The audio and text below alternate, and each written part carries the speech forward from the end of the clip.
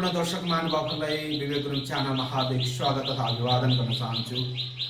तपाईहरू जहाँ तै हुनुहुन्छ आरामै कुशलै हुनुहुन्छ भन्ने आशा र विश्वास पनि लिएको छु। विवेक गुरुङ च्यानल मार्फत विभिन्न नयाँ भिडियोहरू प्रस्तुत गर्ने सिलसिलामा आज एउटा नयाँ भिडियोको साथमा उपस्थित भएको छु। जुन भिडियो तपाईहरू हेरिसकेपछि अन्तमा यो भिडियोलाई लाइक गर्नुहोस्, कमेन्ट गर्नुहोस्, सब्स्क्राइब गर्नुहोस् र नेगेटिभ कमेन्टहरू नगरिदिनु होला। तपाईहरूले सकेसम्म म घुमेका ठाउँहरूको जुन मैले जानकारी भएको मेरो बुद्धि र क्षमताले ल्याएसम्म तपाईहरुले प्रस्तुत गर्ने जमर्को गर्छु। Here on Gandhi's philosophy on rural development. I know very little about rural development, especially Gandhiji's views. I know Gandhiji was born in a very crucial time, 1969, when India was totally fragmented. And the last Mughal empire, seemingly Mughal empire, but the empire had been lost, right? Was captured and sent to Rangoon. That was the kind of India. That was the kind of India in which Gandhiji was born, and born in a family which is very traditional, in a Baniya family, where he got married, where the vegetarianism was very strongly, practiced. And when he got married at the age of 13, he got married when he was a student. He got married to a girl who was illiterate at that time, and of course later on she was highly educated, Kasturba. Now, when he was way back in 1988, the family decided to send him to England to study bar at law. That was a time when many of our leaders had studied in England, so he went to England. And England of Victorian era, when England was at the height of its power. It was a very dominant power, political power in every respect, right? So he went there from a very orthodox family, from very orthodox background. He goes to an England where the women were fighting for their rights, suffrage movement at, I think around that time, about to start or had started when they succeeded in 1910 to obtain their vote. So England was itself passing through a great deal of change. The Victorian era had brought about certain changes in the habits of people, in their attitude of people, and being the dominant power of the world. It had gone to their head. Vegetarian food was a different and totally new thing for Gandhi, but Gandhi was an experimenter. He tried to experiment everything. He tried to experiment with food. He tried to change his dress. He tried to learn English and English style of life, and to some extent he succeeded. But here, he never lost his roots. He came back to what he was. He never lost his roots. He writes in his book, Experiments with Truth.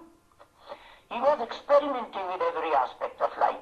As an anthropologist, that is what appeals to me the most, right? So we find that Gandhi was in a different milieu altogether of England. Later on, he also came in. While he was in England, while he was a student, he came across people like some very highly regarded Indian national leaders who were students at that time, and he was impressed with the idea of new idea of freedom for him.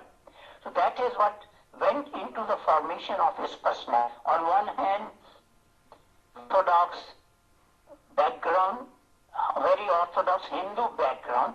On the other hand, experimenting something which is culturally just the opposite. And that is what interested me as a student of anthropology, how he readjusted himself to this big change in his own personal life.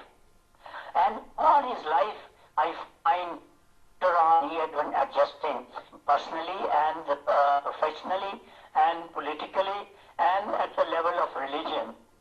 Learning through experience. That is what he has been doing all through. Later on he came back to India and in 91 completed his bar at law, and the members of his family were keen to see him settle down, and they sent him to South Africa. He went to represent the firm of one Abdullah, a Momin Muslim from Gujarat. You know, a large number of Gujarati people had settled down in South Africa, and this particular firm hired him to work out their case, to fight their case.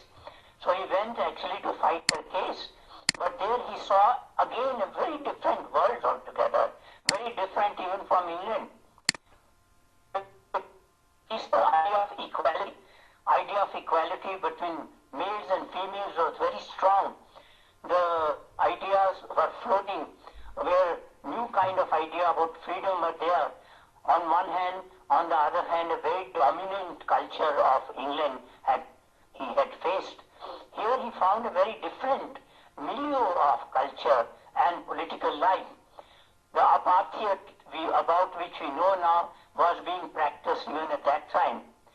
And white men, including the British, the English and the Dutch, were dominant, and they thought that is an inherent right to be dominant, inherent right in their superiority of race.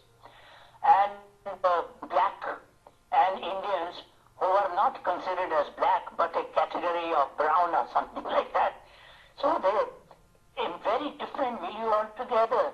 Again, he met a personal experience when he was asked to get down from the first class compartment because he had no right to sit in the first class compartment, which was primarily meant only for the white people.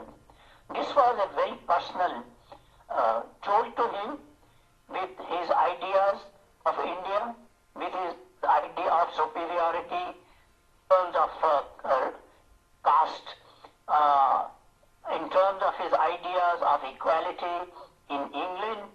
It was a big shock to Gandhiji. So he was asked to get down, and from there onwards he tried to bring about a change in his own outlook. I think somewhere he mentions, do I have no right as human being? So he started thinking about the rights of humans rather than rights on the basis of race, or rights on the basis of profession, or rights on the basis of his education. Human rights as such. You may be uneducated, you may be dark, whatever it is, but you have human rights. And that stuck throughout his life, you see, and became a very dominant aspect of his personality and thinking. Now, these two experiences, both in England and in South Africa. In South Africa, he tried to again experiment with his ideas, pressed with some writers. He tried to organize the community. I think Phoenix was his experiment. He tried it there, different kind of community where everyone would be involved in producing his own food. Everyone would be involved, meeting each other, and live as a community with love as the basis of living together. So he had started experimenting. That's why later on he wrote the book, My Experiment with Truth. These experiments were conducted even at a personal life. See, he talks about a sense of shame when his father was was lying ill and almost dying, and he was, very intimate with his wife. That gave him a sense of some kind of feeling about guilt. Probably this feeling of guilt was not something which we can appreciate, but I think that aroused a sense of consciousness about his being and the being of others, about others. I think that is very important aspect. And later on way to South Africa, he was going by ship. Those were the days when ship was the ruling mode of tradition. And, the members of many of his friends, they got down at a port and they all decided to visit a certain area which in our, lexicon is considered a bad area. He went there and he could not perform, and the title he gave to this chapter of his experience is called Nirbal Ke Balaram. So this idea is faith in Ram, Nirbal Ke Balaram. So he got strength from Ram in whom he believed all his life. So that was the basic background of India at that time, and also of Gandhi in the era in which he was born. Later on we find that Gandhiji visited India and tried to take interest in the Indian national movement, but he didn't do very much about it, and he was coming back and forth to South Africa and going back to England. But in England, he had a good discussion about aspects of religion. And, he had a discussion with the modern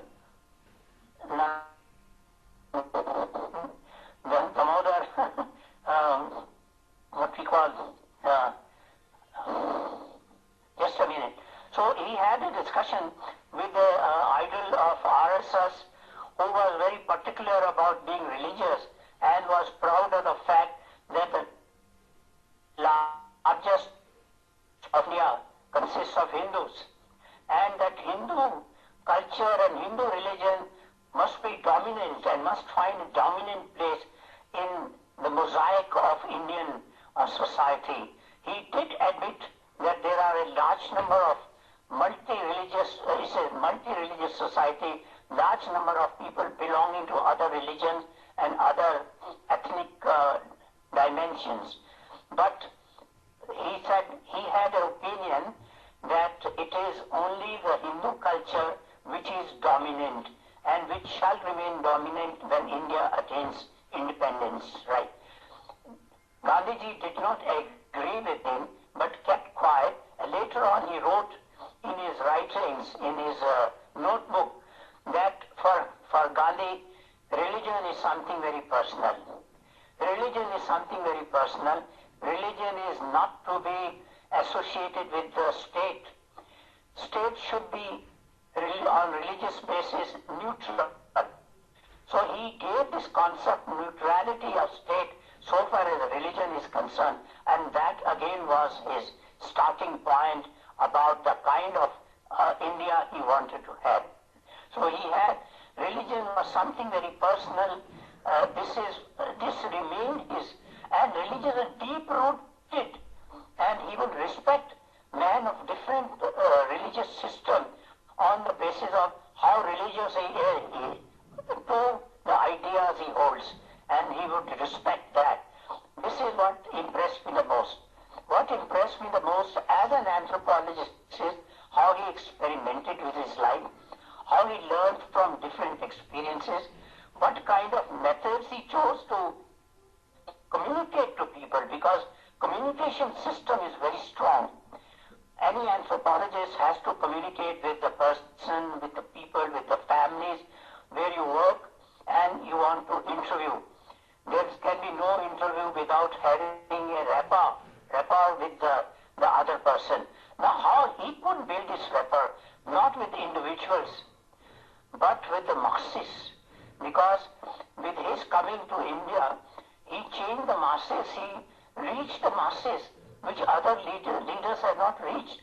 So as an anthropologist, that impressed me the most, his method of communication. He used the language of the people, language which could reach. He once delivered, I think on 29th of January, one day before his martyrdom, he talked to peasants. There were some peasants. He talked to them who were present in his prayer meeting, and he talked to them about why the peasants and peasantry is so important to India. Because that was a time in the 40s when large number of Indians had died. Bengal famine, we are all familiar with Bengal famine. We are also familiar with the scarcity of wheat in India at that time. I remember at a personal level, we in my family would not eat dinner every Saturday evening because the atta, the flour which we were to use for making chapatis, was saved for others, right? Because that was the call given by our leaders at that time, especially Nehru. And so that is the kind of times we were passing through. He respected peasantry, and later on we found he told them in that meeting, look, you are the ones who are important. You are the ones who produce food for. I would wish that we have leaders coming from the peasants. I would wish we had a prime minister. I would wish we had a home minister. I would wish that we have governor general who should be coming from the peasants. So this kind of respect he had for the peasantry. He also had a great deal of ideas about village rural development.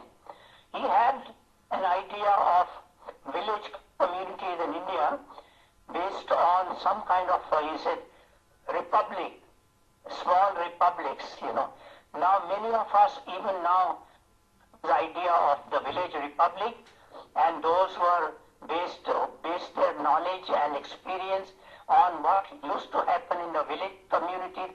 But for Gandhiji, that idea of republic was very important. Smallest republic. That shows the kind of love he had, respect, and for the local community. Local community was for Gandhiji very important, and he paid lot of attention to the local community. That is one. The second aspect about religion we have also talked about. Now, why is it that I respect Gandhi as an anthropologist? What is it that I find? I find that he managed to talk to people. We have already discussed this. I find he managed to live with the people, choose the community, and he chose village communities, urban communities in India, especially of Harijans. The word Harijan is now considered not very polite word. The Harijans who were at one time called Harijans would like to be called Dalits. So now we can say he adopted the Dalit communities. There are 5 such communities in India, in Delhi, where I went through the list and found out that he lived in Kingsway Camp. That settlement is still there, and there is a memorial to Gandhiji where he lived. He taught young students, girls and boys taught them English and Hindi. There are many people who remembered Gandhi while they were grown up, how Gandhi gave the affection, and they all remembered. Then he lived in Marwah. He not lived, but he went to Marwah because in 1947, a Sufi saint, Qutbuddin Bakhtiar Kaki, his Muslim had been damaged, and he went there to the Dargah to offer his prayers and a homage, and also some kind of feeling of, feeling of conscience feeling about it. So he talked to Muslims, not many were there at that time. He went to a village in Kasera, which lies very close to Delhi, about 75 kilometers from Delhi, where the Mewat and Mewatis were living, and they were all migrating. They were being forced to migrate to Pakistan. He was against any kind of migration of Hindus or Muslims or any religion either in Pakistan or in India, because he had devoted his life for that. So he went there. There is a memorial built in his honor. Many people in Mewat still remember the stories which had been told to the younger generation by their elders, how he came here, literally begged them to stay back in India, and they all returned back to India, right? They never left, not many of them left. Some who had left, they also came back. So that was the power of Gandhiji's words. That was the kind of communication he had with the communities, with the people, which was so easy to understand, right? So that is why, as an anthropologist, I added many of the ideas Gandhi had at that time, like state observing a neutrality towards different religions. This has become a big issue, and it was already enshrined in the Constitution of India, but still is being questioned. So it's a very relevant question. We did adopt secularism. The word secularism may not appear in the mainstream of the Constitution, but every aspect of Constitution, speaks of secularism without talking about secularism, right?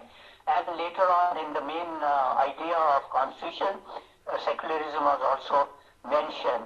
But many people mentioned secularism, did not like the secularism, they thought it was anti-religious. But I think Gandhiji's ideas of secularism being very strongly wedded to your own to your own religion, you can still be secular, right? So that some of the ideas are so very important. We must rethink about Gandhiji in modern times, not only as an icon, but as a leader who still speaks the language of the people. I still remember we had come to Delhi at the end of 1947 from an area which, as Dr. Mahajan has mentioned, is a part of Pakistan. And I have passed through the experiences, personal experiences, like killings. We would have been killed but for the fact that some people saved us. And those people are the same, belong to the same religion where other people wanted to kill us. So I learned from that experience how individual is so important for friendship, for human relationship. And we came to India, came to Delhi. On the way we found in end of 1947, I think it was October, a lot of killings and all which affected my mind. So in 1948, we went on the 27th of January. My parents took me to Gandhiji's prayer meeting, and I'm thankful to them. I didn't understand much of what Gandhi said because he spoke in a language which was, language of old on one hand, and also a lot of effect of Gujarati language was there, and a lot of many words were not clear to me, at least at that age of exactly 10. I was about 10-year-old or 9.5-year-old at that time. But the fact that Gandhiji spoke about religion, Gandhiji spoke about how he wanted to give that money which India owed to Pakistan according to the settlement of India-Pakistan, 50 crores or something like that, and there was lot of opposition to it, and he said, it has to be given. When we went to the meeting, at the gate itself, there was no checking of any kind. I still remember people were just walking in, and myself along with my family just walked in. There was no check of any kind, and I wish there were checking, the kind of checking which we have now. Now I can't imagine any prime minister, any politician moving around without a group of safeguards around him, right? And that was the time, on the right hand side, Gandhiji was coming out. You know, Gandhiji used to hold a meeting in the servants' quarters. He was coming out from the first floor, from the servants' quarter, and one could see, I still remember having seen three great leaders of India, Gandhiji talking to Nehru and talking to Sardar Patel. I do not know what they were discussing. I could never learn about it, but probably they were discussing about what he spoke later on in the prayer meeting. His prayer meeting is so known that people of diverse religion, people of diverse ideas would go to attend, and that became the weakness of the fact that he was a great man. He encouraged everyone to come. So these are some of the ideas which have left in very deep in. These are some of the ideas, the ways of Gandhiji's working, his communication system with the people. So Gandhi was a great